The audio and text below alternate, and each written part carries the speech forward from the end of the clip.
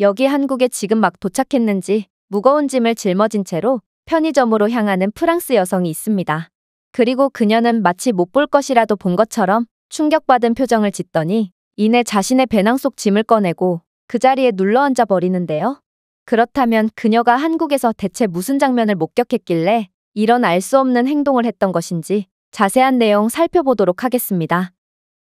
프랑스 여성의 사연입니다. 안녕하세요. 저는 이번에 한국으로 여행을 다녀오게 된 프랑스 출신의 클레망스라고 합니다. 사실 이번 여행은 제게 보너스 같은 느낌이었는데요. 이 여행은 제가 몇 년간 버스킹 공연을 하면서 모은 돈으로 가는 여행이었거든요.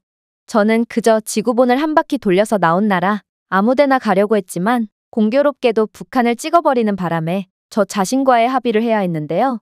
그러다 보니 한국에 가게 된 것입니다. 그러나 저는 한국에 대해 딱히 아는 바가 없었습니다. 아시아는 프랑스와는 너무나도 먼 대륙이었고 아무래도 보너스로 가게 된 즉흥여행이다 보니 저는 한국에 대해 딱히 뭔가를 찾아보지도 않고 그대로 비행기표를 예매했거든요.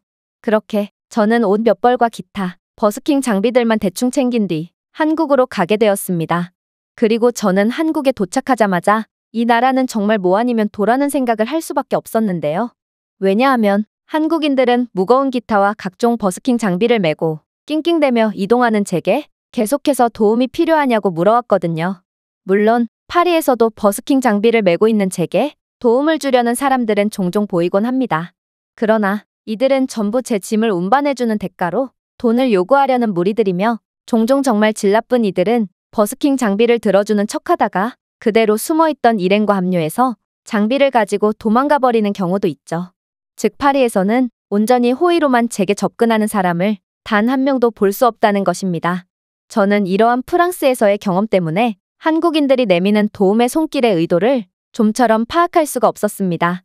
유럽에서는 대가 없는 호의란 절대로 없거든요.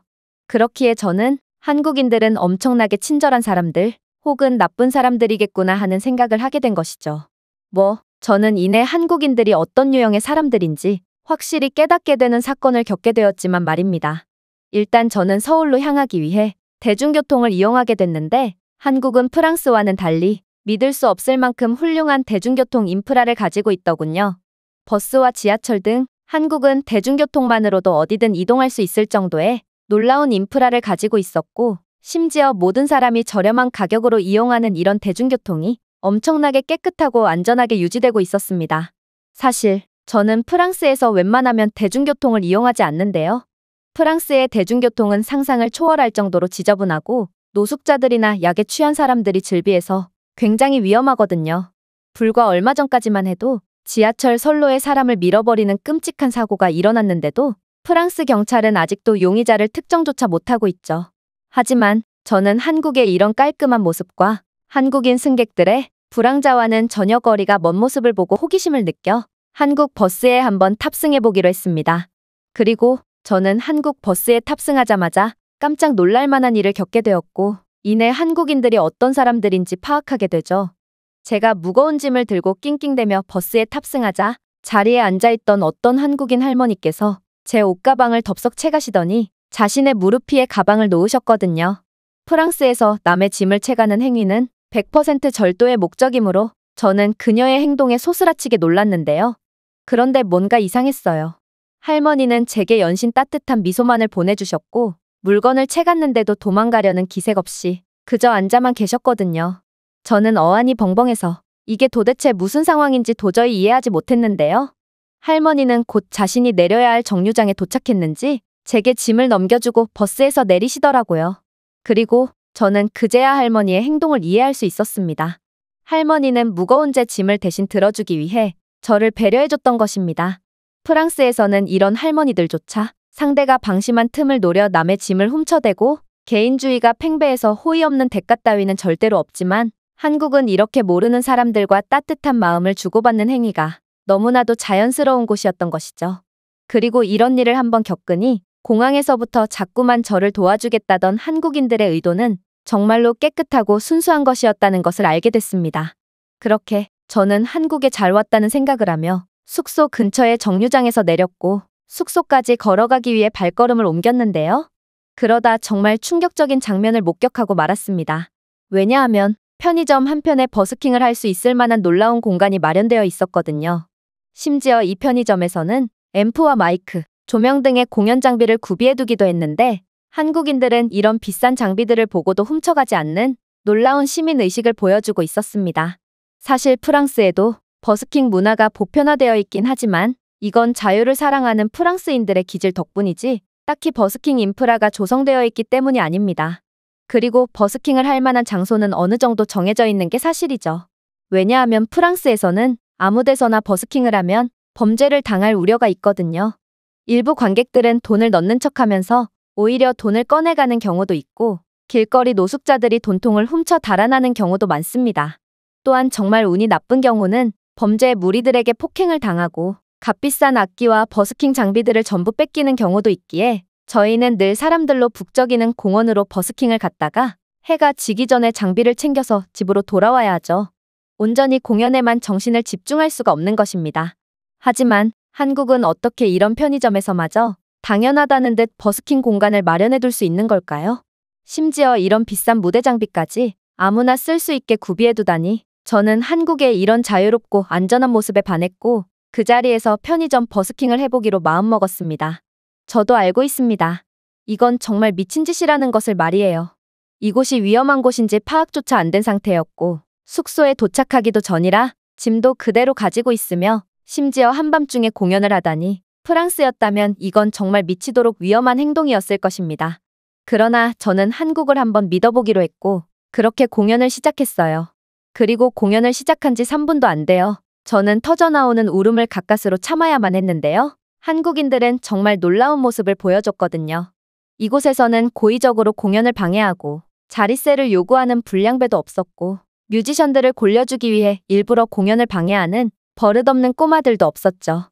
오히려 모든 한국인들은 전부 매너를 지키며 제 공연을 감상해줬고 심지어 한국인들은 공연비에 꽤나 너그러운 프랑스인들보다 훨씬 더 관대한 모습을 보여주는 등 완전히 저를 감동시켜 주었습니다. 그리고 저는 가끔 관객들의 호응을 유도하기 위해 여러 퍼포먼스를 하기도 하는데 프랑스인들은 하나같이 그래서 내가 너 따위의 퍼포먼스에 반응해줘야 하는 거야? 까불지 말고 그냥 연주나 하지? 라는 태도로 절대로 제 퍼포먼스에 반응하지 않는데요. 그러나 한국인들은 전부 제 공연에 호응해줬고 때로는 떼창, 때로는 엄청난 박수갈채 등을 보내주며 저를 마치 특별한 사람처럼 대우해줬습니다. 그렇게 한국인들의 뜨거운 관심 속에 공연을 마친 저는 한국인들에게 너무 고마운 마음에 결국 버스킹을 하면서 처음으로 눈물까지 흘리고 말았습니다. 그리고 제가 다시 침착을 되찾았을 때쯤 저는 엄청난 광경을 목격하기도 했는데요. 한국의 야경은 정말 너무나도 아름다웠거든요. 사실 파리도 야경이라면 웬만해서는 뒤지지 않는 멋진 곳입니다. 그러나 파리의 밤은 에펠탑 등의 관광지 주변만 멋있지 관광지를 조금이라도 벗어난다면 엄청나게 위험해지고 불이 켜진 곳을 찾아보기가 힘들죠. 그러나 제가 한국에서 버스킹을 한 곳은 딱히 관광지도 아닌 편의점 앞일 뿐이었는데도 한국은 제게 놀라운 야경을 보여줬습니다. 또한 프랑스였다면 위험해서 황급히 숙소로 돌아가야 했겠지만 한국인들은 이런 어두운 밤에도 마치 한국은 어떠한 범죄도 존재하지 않는 곳인 것처럼 여유롭게 행동했고 또 골목 구석구석마저 불이 켜져 있는 한국의 놀라운 야경을 보니 도저히 위험하다는 생각 자체가 안 들더군요. 그래서 저는 편의점에서 마실 것 하나를 구매해서 한국의 밤을 즐겨보기로 했습니다. 그리고 한국 편의점에 들어간 저는 이곳은 마치 한국의 치안을 그대로 보여주는 것 같다는 생각을 하게 되었는데요. 왜냐하면 프랑스 편의점은 위험해서 밤에 문도 안 열 뿐더러 낮에 가도 불도 제대로 안 켜져 있어서 어두컴컴하거든요. 또한 관리도 제대로 안 되기 때문에 유통기한이 지난 음식들이 진열되어 있는 경우도 많죠. 심지어 도둑 때문에 물건을 자물쇠로 잠가놓고 진열하거나 철창으로 막아두는 장면도 쉽게 볼 수 있습니다. 하지만 한국은 이런 도난 문제가 전혀 없는지 깔끔하고 청결하게 진열된 상품들을 아무런 자물쇠 없이 판매하고 있었어요. 심지어 한국 편의점에는 의류살균기, 무인 택배함, 고가의 이어폰이나 헤드폰 매대까지 존재하는 놀라운 모습을 보여줬는데요. 이 나라는 얼마나 범죄가 없으면 편의점에 이런 시설까지 존재하는 건지 정말 황당한 감정마저 들었습니다. 아마 프랑스였다면 정말 3초 만에 전부 털렸을 테죠. 어쨌든 그렇게 음료수 하나를 구매한 저는 한국의 이름 없는 동네의 야경을 즐기며 저만의 여행을 즐겼습니다. 여자 혼자 밤에 골목길을 돌아다니다니 이건 정말 처음 경험해보는 짜릿하고도 색다른 일이라 너무나도 즐거웠어요. 그렇게 이곳저곳을 돌아다니다가 저는 편의점 테이블에서 술을 마시는 한국의 젊은 무리들까지 마주할 수 있었는데요. 그들은 저를 마치 오랜 친구처럼 대해주더니 자신들의 파티에 기꺼이 저를 초대해주더군요. 한국인들은 영어 실력도 유창했기에 저는 처음 보는 한국인들과 이런저런 인생 이야기를 하며 새벽까지 술을 마시는 놀라운 경험을 할 수 있었습니다. 그렇게 저는 새벽 3시가 다 돼서야 숙소에 도착했고 씻지도 않고 침대에 누워서 이런저런 생각을 하게 되었습니다. 도대체 술에 취한 여자가 혼자 밤길을 돌아다닐 수 있는 상황이 말이나 되는 것인지, 그리고 제가 한국에서 겪은 일들이 꿈인지 생시인지 많은 생각이 들었죠. 그러나 현재 프랑스로 돌아온 지금 온갖 범죄들이 판치는 이 나라의 모습을 보니 아마 제가 한국에서 겪은 일들은 꿈일지도 모르겠다는 생각이 드네요. 프랑스의 현실을 다시 마주하니 한국에서의 경험은 아무리 생각해도 말이 안 되거든요. 이 외국인의 글은 여기까지입니다. 한국에서 놀라운 경험을 하고 돌아간 프랑스 여성의 사연이었습니다.